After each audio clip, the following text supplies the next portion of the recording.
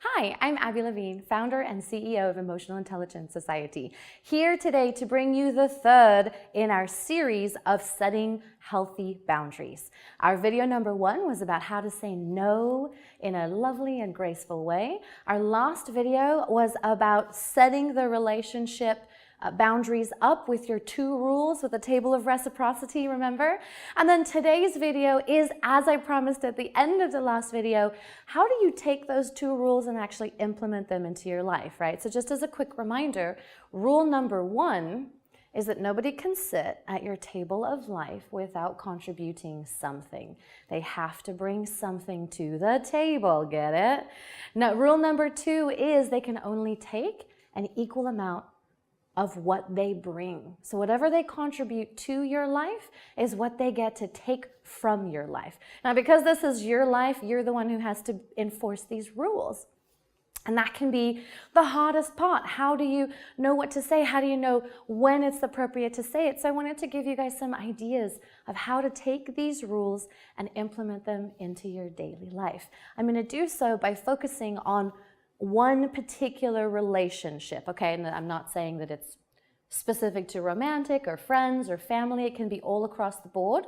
These same suggestions will apply to every single relationship that you have. We're just going to focus on one for easy purposes.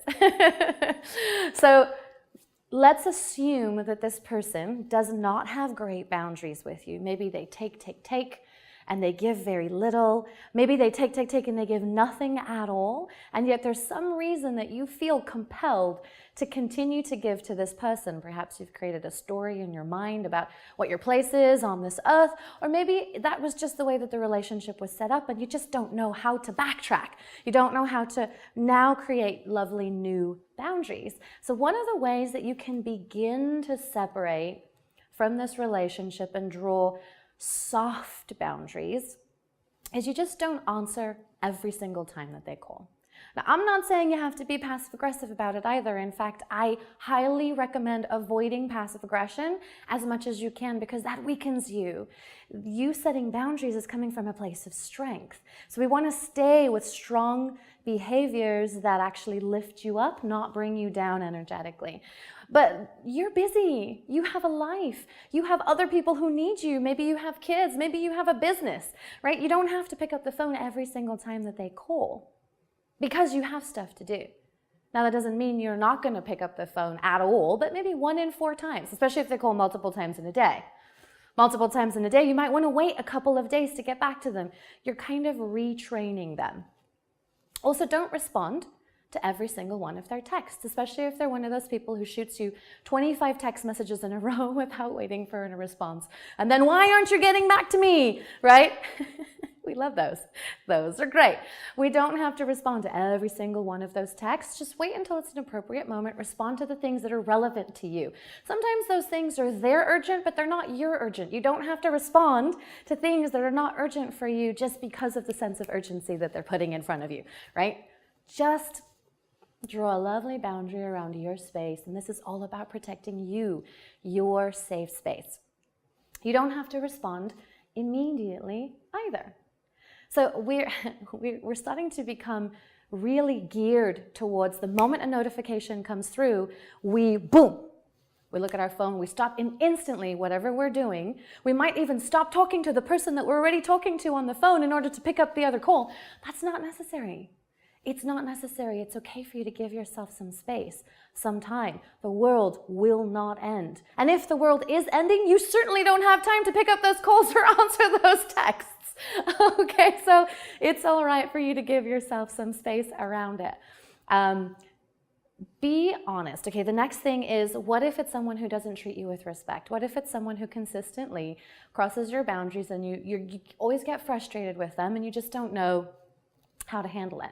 The easiest way is when you meet someone new the first time they've crossed that boundary, that is the time to say something about it. It's much easier to do it the first time than it is after you've let them do it a couple of times, right? So after they've made a couple of jokes that you don't find funny and you find inappropriate or maybe offensive, if you let them go with that, the odds that they're going to keep doing that behavior are very, very high. And then when you do try to say something, they'll be confused. They'll say, why didn't you say something the first 18 times I said that thing, right? So that doesn't mean you can't draw your boundary then. It just means the first time they do that behavior is the most effective. It's going to have the biggest impact. Let's say that this person has been in your life for weeks or months or years, and it's time for you to start drawing boundaries. There's a few things that you can say.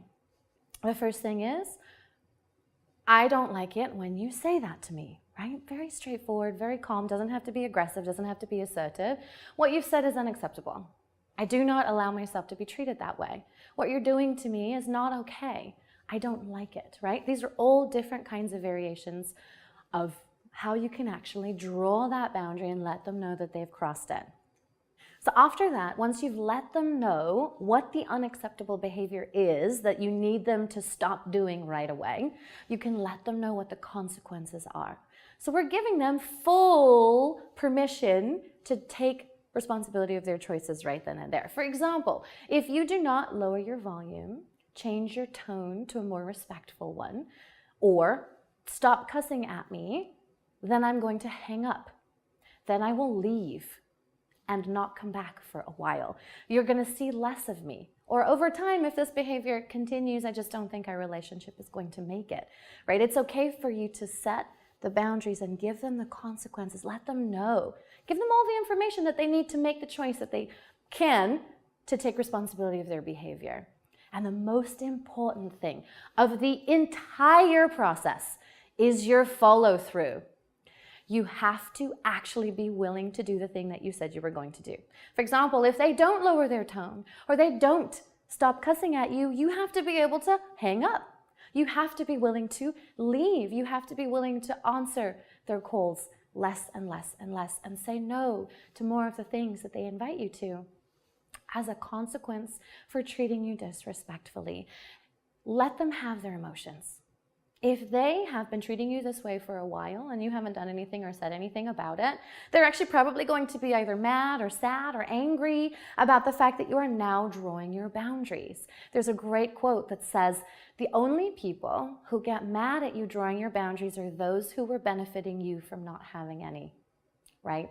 So the people who are going to get mad at you are the people who actually like you not having any boundaries. So let them be mad. Their anger, their sadness is not your responsibility to take care of, right? It's just your job to protect your space, to take care of your space. Don't back down.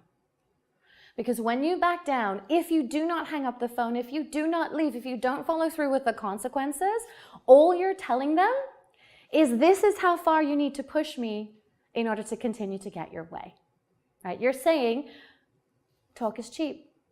I'm not willing to follow through with actions. I'm just going to keep threatening you. So what are they going to do? They're going to keep treating you however they treat you because there aren't any consequences. Words mean nothing. Everything is in the action. Bottom line, guys, as a human being, you have the right to be treated with respect. Nobody gets to talk down to you. Nobody gets to treat you as if you are inferior unless you let them. Stop letting them. Enough is enough. You deserve to have happy, healthy relationships, no matter how uncomfortable setting your boundaries is. Have an amazing day. Have an amazing life. Have amazing relationships all around you. My name is Abby Levine, founder and CEO of Emotional Intelligence Society.